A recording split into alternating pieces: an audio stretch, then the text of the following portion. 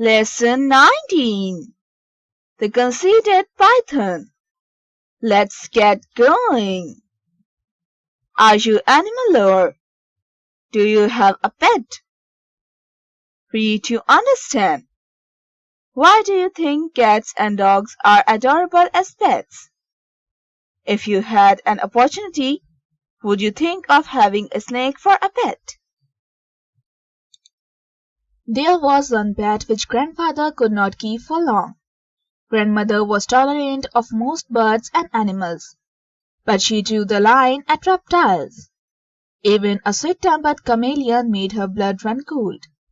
Grandfather should have known that there was little chance of his being allowed to keep the python. He could never resist buying unusual pets. He paid a snake charmer in the bazaar only 100 rupees for the young 4-foot python that was on display to a crowd of eager boys and girls. Grandfather impressed the bazaar crowd by slinging the python across his shoulders and walking home with it. The first to see them arrive was Tutu, swinging from a branch of the jackfruit tree. One look at the python, ancient enemy of his race, and he fled into the house squealing with fright. The noise brought grandmother to the veranda, where she nearly fainted at the sight of the python curled round grandfather's throat. "It'll strangle you to death," she cried. "Get rid of it at once." "Nonsense," said grandfather. "He's only a young fellow. He'll soon get used to us." "He might indeed," said grandmother. "But I have no intention of getting used to him. You know quite well that your cousin Mabel is coming to stay with us tomorrow. She'll leave us the minute she knows there's a snake in the house.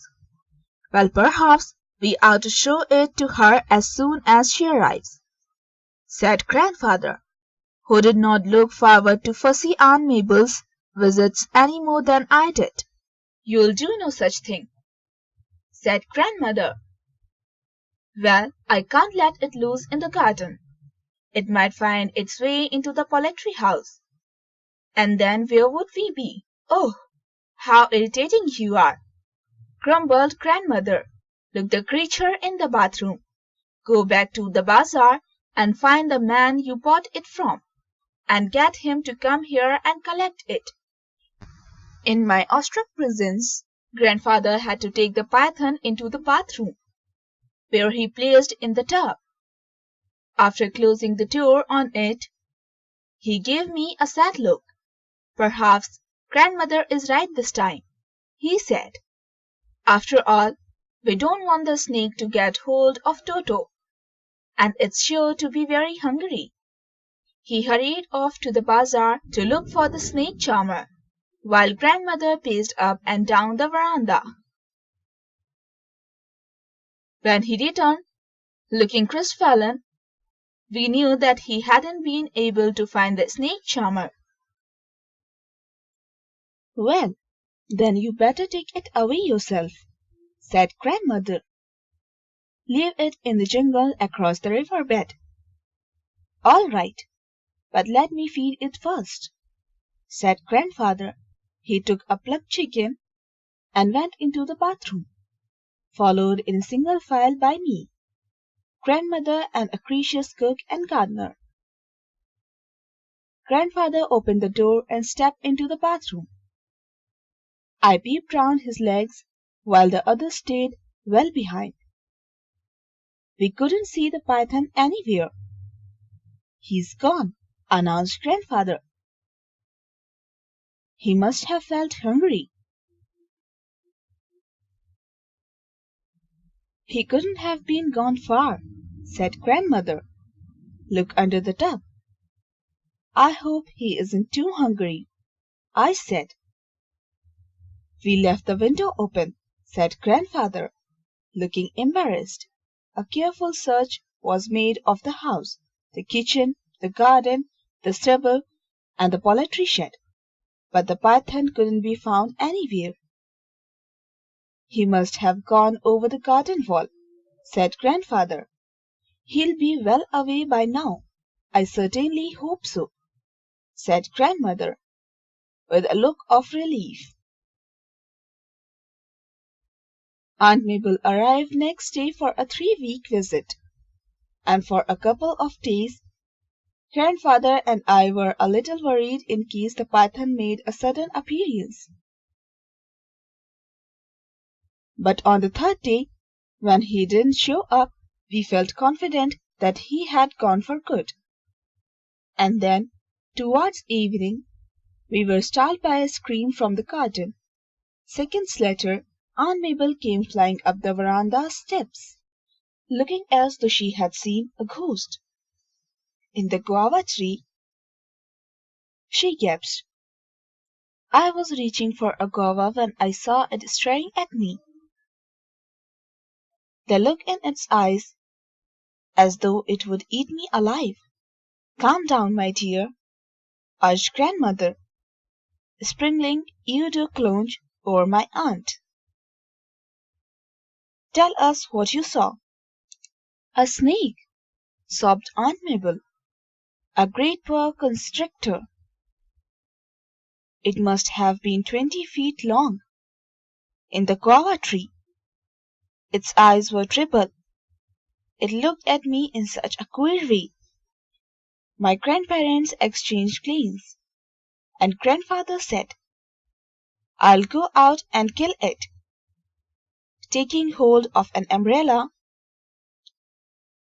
he sailed out into the garden, but when he reached the guava tree, the python had gone. Aunt Mabel must have frightened it away. I said, "Hush, we mustn't speak of your aunt in that way," said Grandfather, but his eyes were alive with laughter. After this incident, the python began to make me a number of appearances, often in the most unexpected places. Aunt Mabel had another fit when she saw him emerge from beneath a cushion. She packed her bags and left. The hunt continued. Next morning, I saw the python curled up on the dressing table, gazing at his reflection in the mirror. I went for Grandfather, but by the time we returned, the python had moved elsewhere. He was seen in the garden later, and the cook then saw him crawling up the iron ladder to the roof. Then we found him on the dressing table a second time, admiring himself in the mirror. Evidently he was fascinated by his reflection. "All the attention he is received has probably made him conceited," said Grandfather. "He is trying to look better for Aunt Mabel," I said. I regretted this remark because Grandmother overheard it and held up my pocket money for the rest of the week. "Well, now we know his weakness," said Grandfather. "Are you trying to be funny too?" demanded Grandmother, looking her most threatening. "I didn't mean Aunt Mabel. The python is becoming one, so it should be easier to catch him now." Grandfather set up a large cage with a mirror at one end. In the cage, he left a juicy chicken and several other tasty things. The opening was fitted with a trapdoor. The project because we couldn't have the python prowling about the house indefinitely. A python's bite is not poisonous, but it can swallow a live monkey, and it can be a risky playmate for a small boy. For a few days, nothing happened, and then, as I was leaving for school one morning, I saw the python curled up in the cage. He had eaten everything left out for him, and was relaxing in front of the mirror with something that resembled a smile on his face, if you can imagine a python smiling. I lowered the trapdoor gently, but the python took no notice of me. Grandfather and the gardener put the cage in the tonga and made a journey to the other side of the river bed.